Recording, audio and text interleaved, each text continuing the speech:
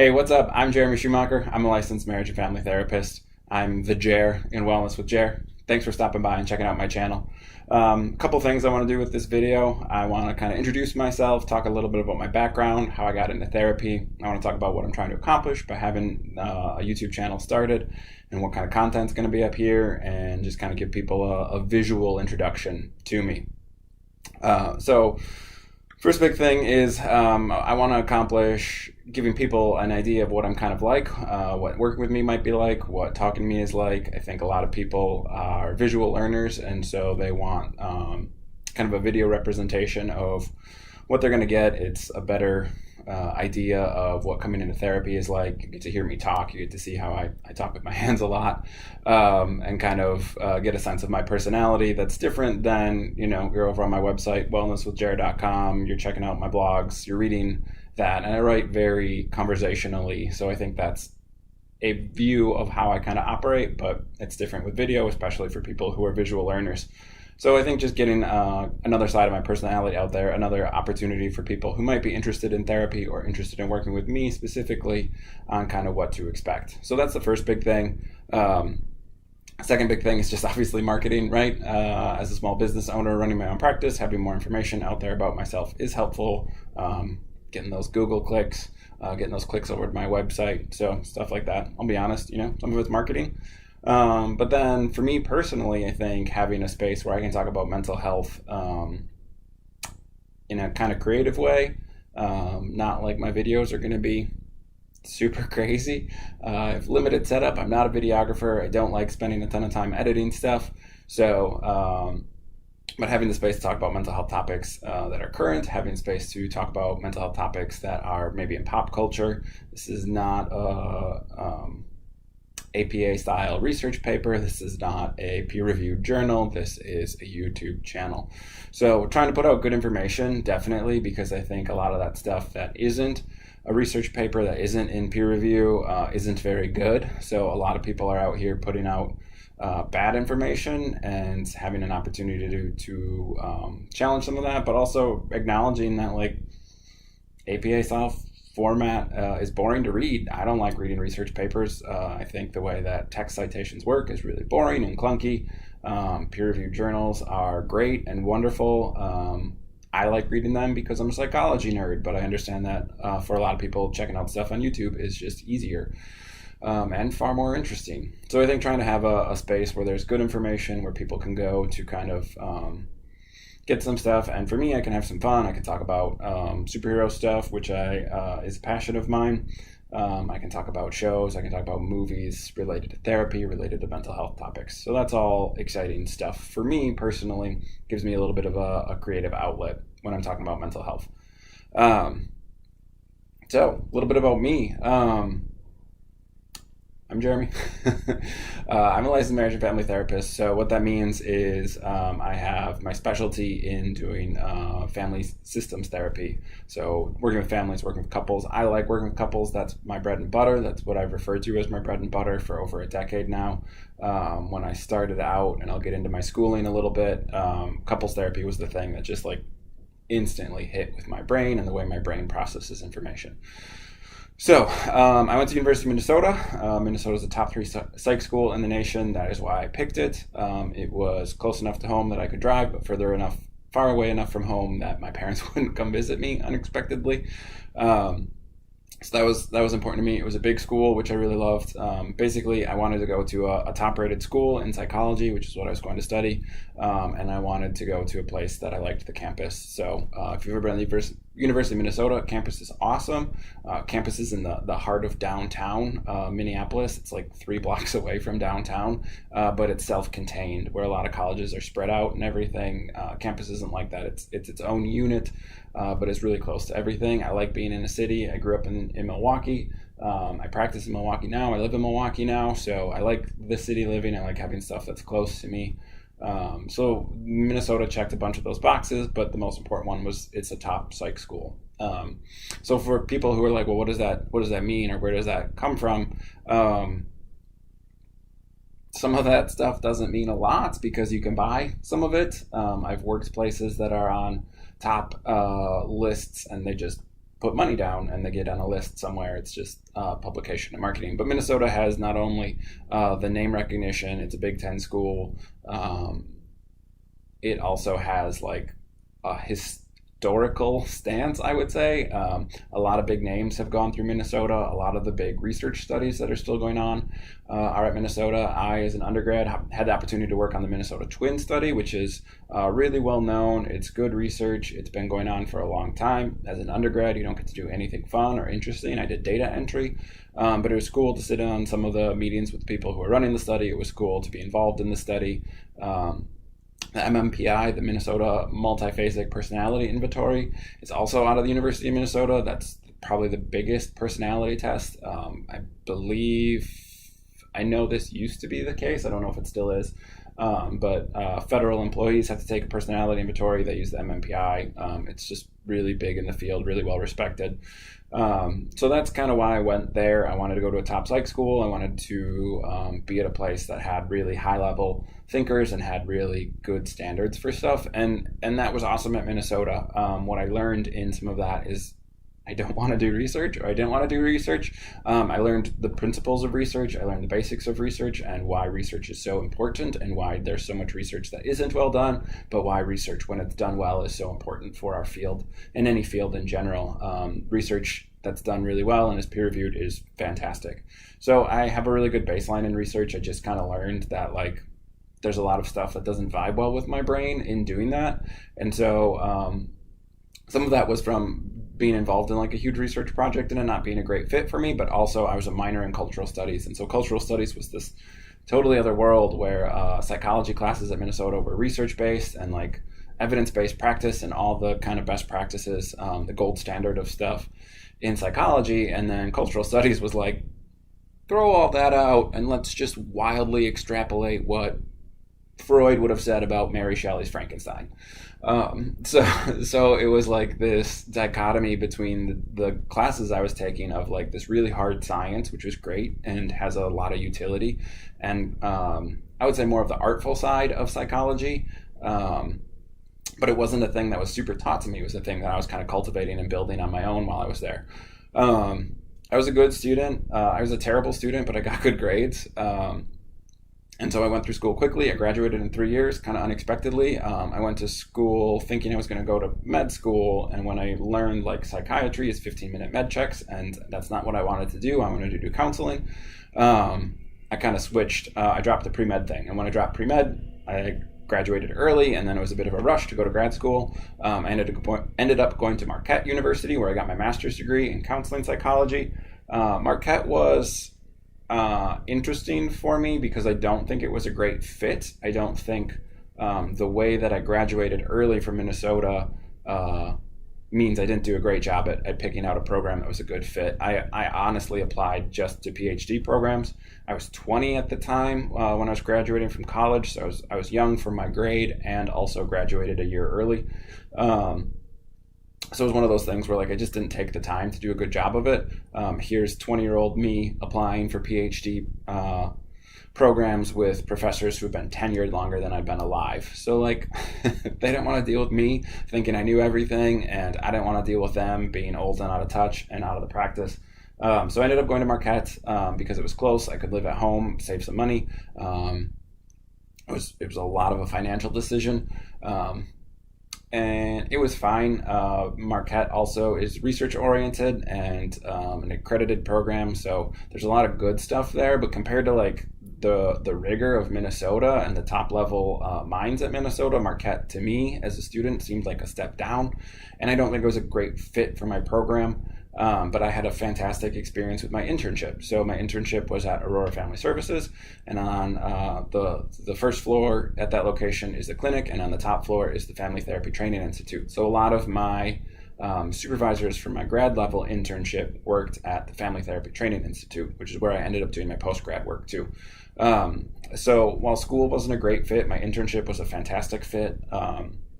You start getting to watch counseling live your second semester in grad school. So I had the opportunity to watch counseling behind a one-way mirror, which is a fantastic way to learn. And the first time I got to see a session was a couple session, and I turned to my supervisor who was in the room with me, and I turned to the fellow students who were in the room with me, and I was like, oh, this is what I want to do.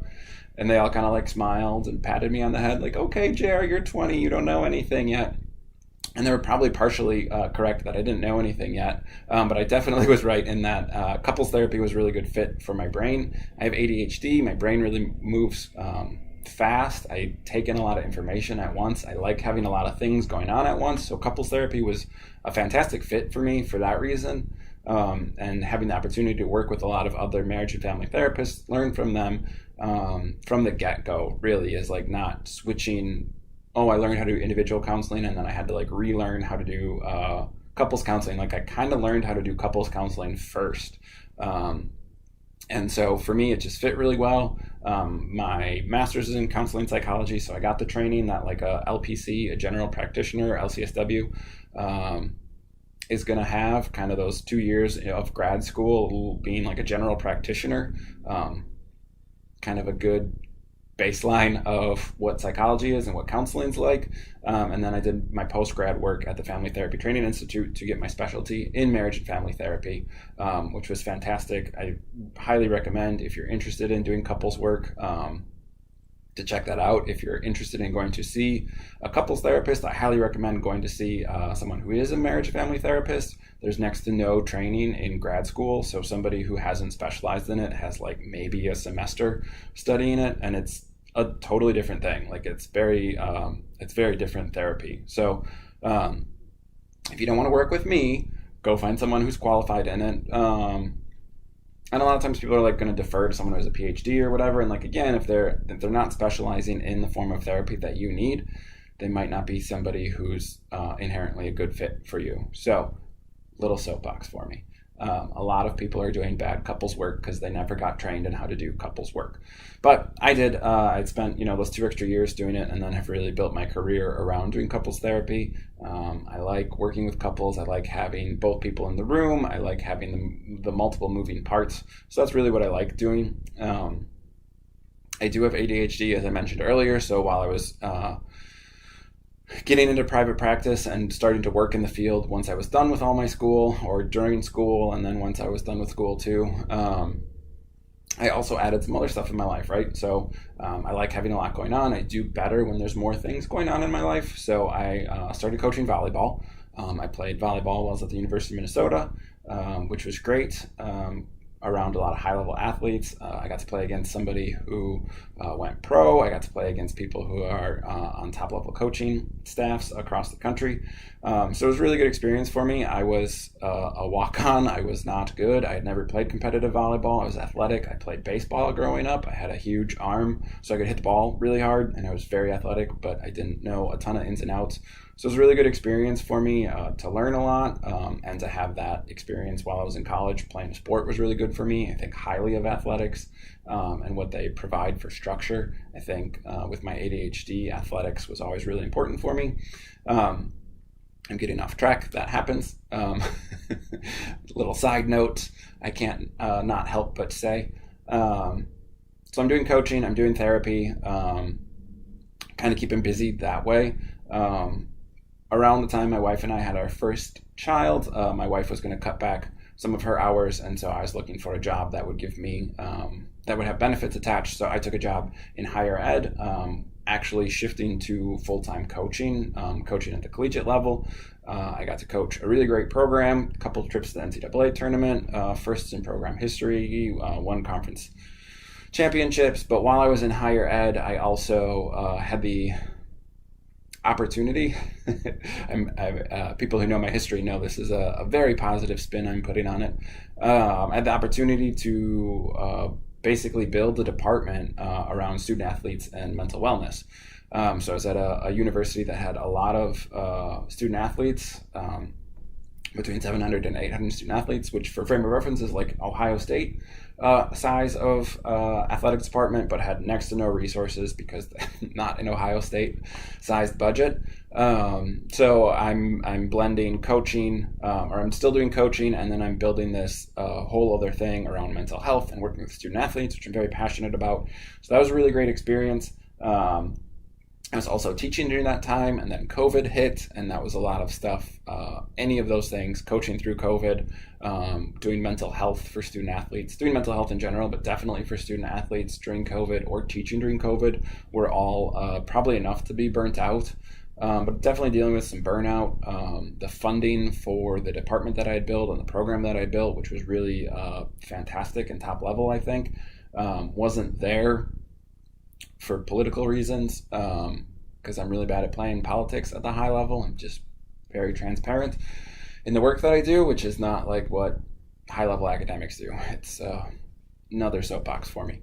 But anyway, so burnt out, disappointed leaving that experience. The athletic part of it was great, working with the student athletes. I really enjoy teaching too. Again, my brain likes having a lot of things going on, but needed to step away from it. I got back into private practice. Working at a practice where a lot of good stuff was said about how I like to practice and about the work environment that just weren't true. Unfortunately, it was a really bad fit, working with people who I kind of felt were like unethical or doing therapy for the wrong reasons, really pushing for like making money off of people instead of providing good care.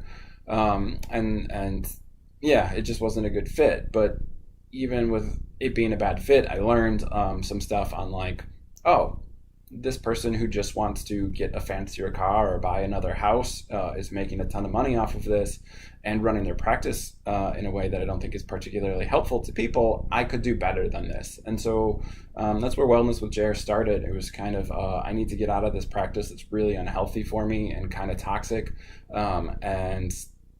But I could do it better. I could do it myself. And I think I had always had these hangups, like I don't know the business side of things. And I didn't. I had to learn those things relatively quickly. But it's been a really good experience having my own practice, getting to do things in a way that is congruent for how I feel therapy can be done well, being congruent with my morals and my ethics, getting away from working with insurance so that I can provide people with good care, not based on what their insurance is going to reimburse or having limited number of sessions. So really just getting to build a practice finally that fit for how I wanted to do practice, build a practice that for me as a practitioner works really well so that I can provide the best level care to the people that I work with. So there's a lot of like practicing what I preach around ideas of congruence, having your emotions and your thoughts and your behaviors all be in alignment with your belief system. And like that's really super healthy. It's a lot of work that I do in therapy with people, and so getting to do it myself was really good. Getting to kind of go through some learning experiences that were unhealthy at the time, but provided me with some good ideas moving forward and some good momentum moving forward to be like, oh, this feels really good. Kind of that sense of like that first time I saw couples therapy and I was like, oh, this is what I want to do. Being able to run a practice the way that I want, not having to work for somebody who's not aligned with me, but getting to work for myself and really put my clients first has allowed me to have this like really fulfilling practice and be in a position where I can provide really good care for people. Not to get too big on my pitch. But yeah, that's kind of what brought me here. I like doing a lot of the things in therapy. So I've taught, I've been an instructor at the college level, the university level. I've been a coach at the college level. I've played sports at the college level. So I also have this specialty working with student athletes. Or just athletes in general, not necessarily always student athletes. So that's a passion of mine too. There's stuff on my website about couples therapy kind of being my niche, and then there's stuff about the sports performance stuff being my niche, because I have built up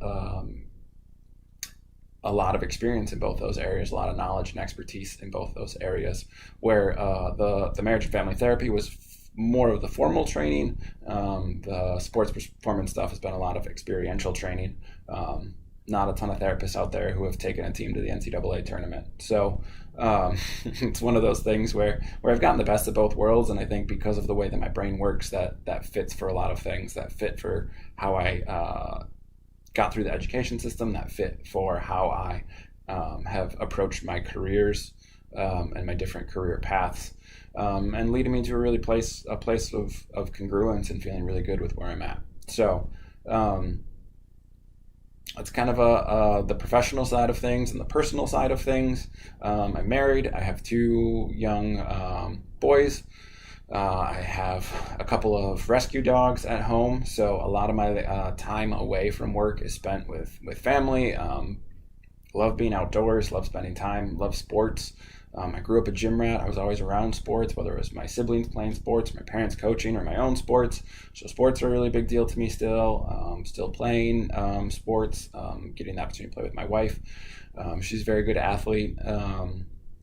And like then playing sports with my boys as they're starting to do stuff and get into stuff. So it's just like a lot of physical activity. It's a lot of fun. I love music. I love movies and shows, which I don't think is unique. I'm really big into superhero stories. I'm kind of a hipster. That's not a label I ascribe to, but I understand I have a big beard and long hair and a vinyl collection, so people assume. But, I like Batman as much as the next person. I like the Joker more, but it's one of those things where like really getting into like graphic novels and reading some of the stuff that's not super well known or hasn't been adapted. The MCU is like pop music for superhero stories, in my opinion. So like really exploring all the different avenues of that stuff is really engaging for my brain. I love looking at the psychology behind a lot of that stuff. A lot of superhero stories are about mental health. Some of them blatantly so, some of them kind of it's underneath it all. So there's a lot of psychology and all that stuff that I like. This is a thing that I used to not admit to, and I've grown more comfortable with admitting it. I'm a huge fan of pro wrestling. For people who know wrestling or are vaguely familiar with it beyond like Stone Cold Steve Austin and The Rock, Dwayne Johnson. There's a lot of psychology that goes into it. Wrestling, when it's done well, is a lot about storytelling. So in the same way that I like good stories told and about psychology in superhero stories, that's true of pro wrestling as well. So that's really what I like about that. Grew up reading a lot of fantasy novels. Just looking at my bookshelf behind the camera here and knowing like I got a bunch of high fantasy on there. I have a bunch of comic books on there. I'm really passionate about music. For my variety of ADHD, having music on is really helpful. Having stimulation like that kind of going constantly is really helpful. So when I'm working out, when I need to get a task done, when I'm just trying to be motivated, like it works so much better having music on. So I got a record player. I bring different vinyl in every week. And music playing during session. I talk to my clients about what music they like. I like to think my collection is eclectic enough that I can really play anything that somebody would want on vinyl. I'm not a huge fan of country. I don't really like Jesus music either, for the same reasons, right? It all sounds too similar. Some pop music can be okay, but it's an eclectic taste. I'm an eclectic person. So I think like stuff like that I'm super into. I'm pretty transparent about. I'm not one of those therapists who's like, you can't talk to me about my personal life. That's too much. I'm a person too. I go to therapy too. So it's one of those things where I think that's very much my style. That's genuinely who I am, but also trying to normalize some of that stuff. So there's of course the idea that therapists are really good listeners, but we also like to talk. So that's going to happen in some of these videos where I probably ramble a bit. I'm not somebody who does an outline or sticks to that real well. I kind of like got a couple talking points. Let's see what happens. Hopefully it's good enough that I don't have to edit it too much. So that's kind of the intro to me. That's kind of the intro to the channel. Thanks for checking it out. Go check out my website, read some blogs, click around over there. That helps me. wellnesswithjer.com. I'm also on Instagram at wellnesswithjer. So check that stuff out. And check out the other videos. Hopefully I'll have a bunch up relatively soon on different various topics, mental health, superheroes, pop culture type stuff. And should be really great. Thanks for stopping by. I appreciate it.